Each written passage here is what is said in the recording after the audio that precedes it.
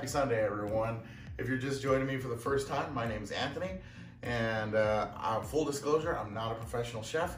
I've worked in a lot of kitchens, been a line cook and that kind of stuff, but never in the chef spot myself. I'm just a fluffy guy who likes food, and during quarantine, I was rewatching The Sopranos for I don't know how manyth time, and I realized this show is really about food.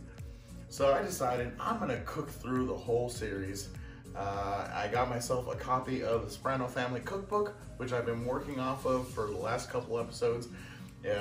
If you've been with me since the first episode, we've done marinara sauce, Sunday gravy, sfogliatelle, baked ziti, eggplant parmesan, and now something new. This is the first time we come across a recipe that's not in the Soprano Family Cookbook. So what I'm doing is I'm basically watching The Sopranos, and every time that they mention food, I'm gonna cook that recipe. So far, we haven't left the pilot episode, season 1, episode 1.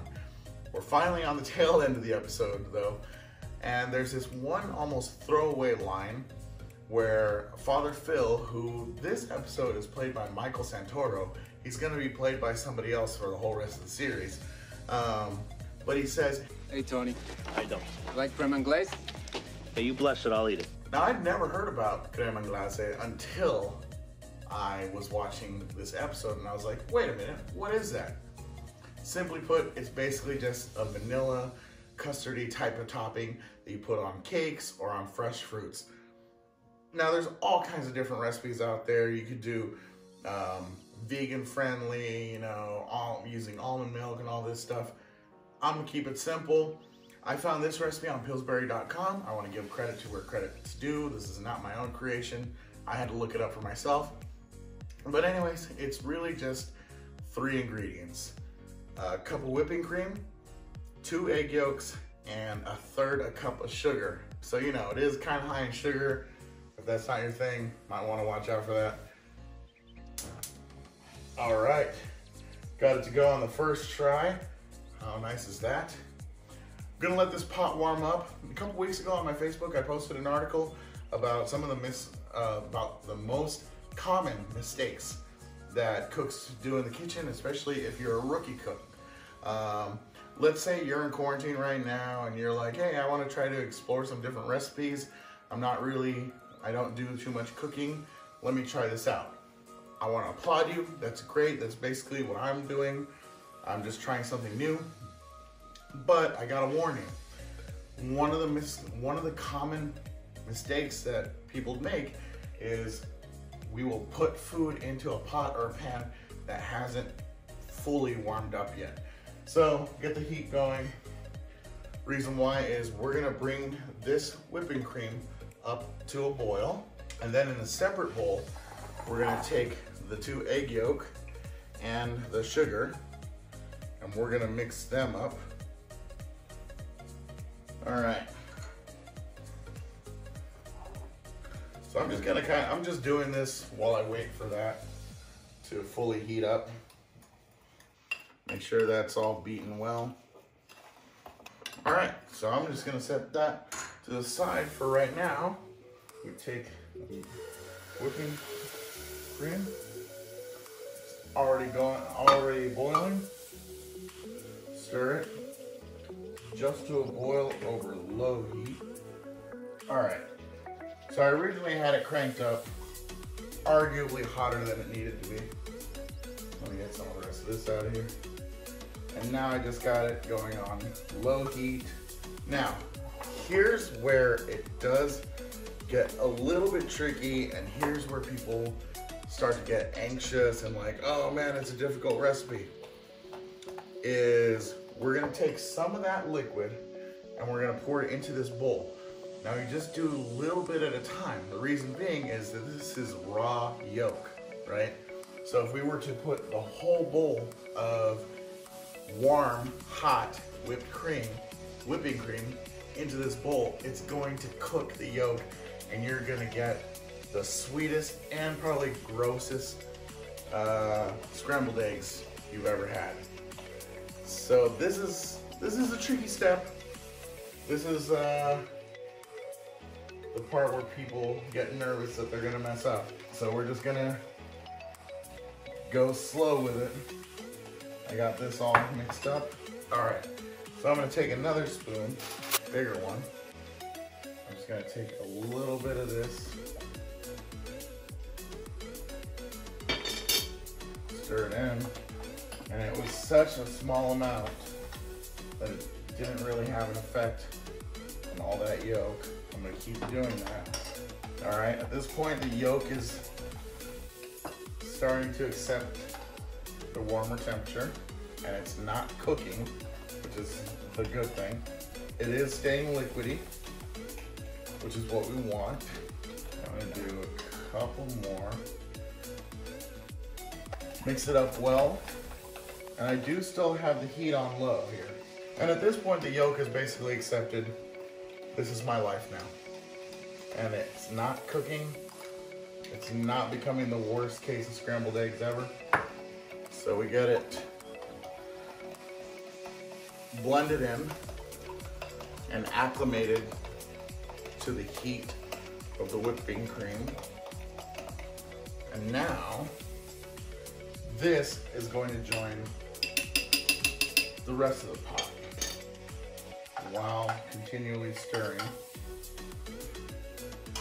This is kind of one of those recipes that makes you wish you were an octopus, just because, you know, it'd be helpful to have another set of arms around.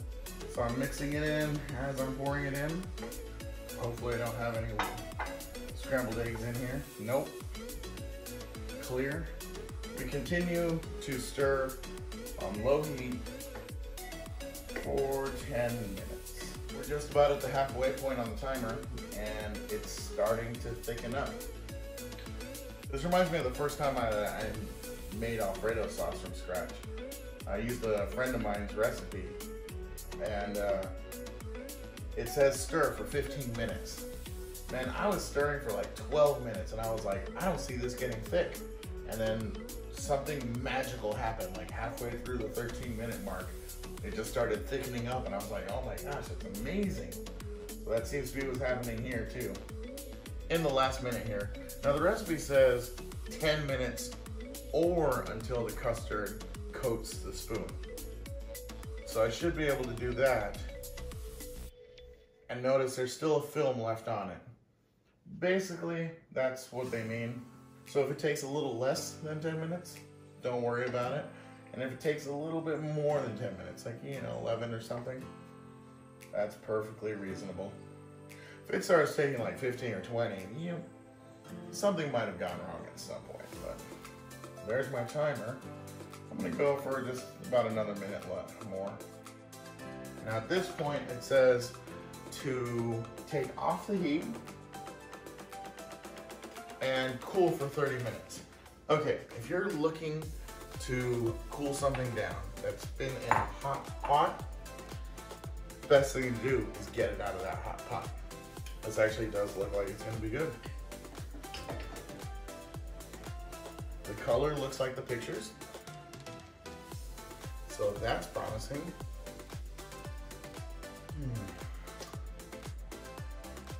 If you want to add a little bit of vanilla extract, now would probably be a good time to do so.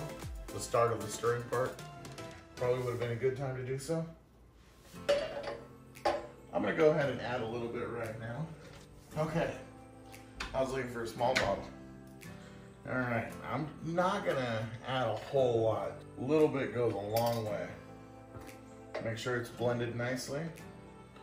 And now I'm just gonna pour it into this bowl. And right now the heat has it more in a liquid state.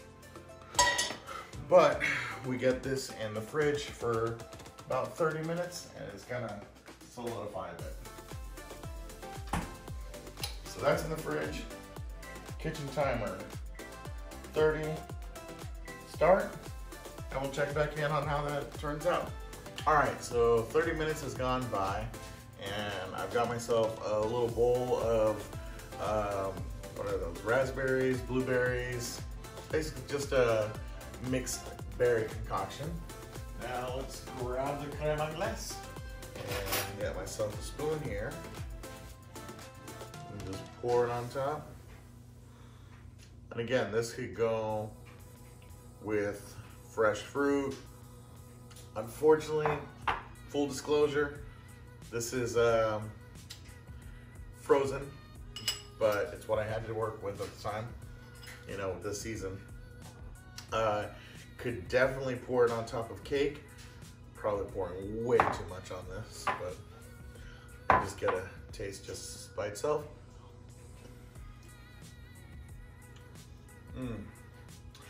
Definitely adding that vanilla at the tail end there was a good call. Probably could have added a little bit more. But now let's see how it adds to the fruit.